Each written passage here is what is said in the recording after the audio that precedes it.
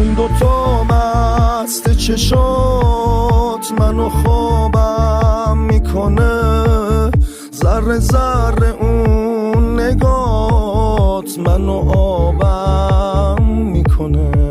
من با پوتین بزرگ شدم و کلا بوده سرم، رفیق تنهاییامون خدا بوده فقط، دلم کف خیابون ماسفالت تره با نرمی و لطافتم آشنام. اما بعد دیدی تو یه کمی مایه تو جیب، به جایی نمیرسی با این قدمای کوچیک. این زندگی گفت تو چیزو یاد پس بگیر، امید بده به جاش بیلاخ پس بگیر.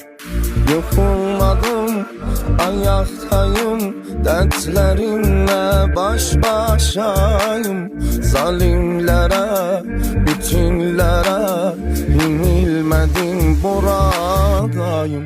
Yoxulmadım acılardan, yoxulmadım yoksulluktan, yoxulmadım yalnızlıktan, yoxulmadım, yoxulmadım.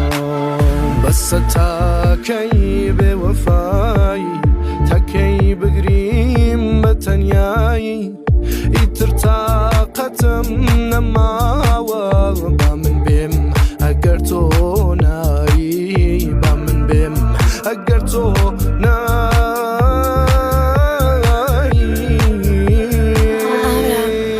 آخه مجبورم بخندم.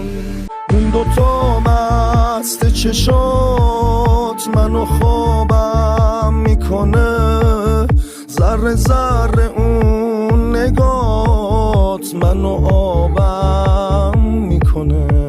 من با پوتین بزرگ شدم و کلا بوده سرم، رفیق تنهاییامون خدا بوده فقط، دلم کف خیابون ماسفالت تره با نرمی و لطافتم آشنا.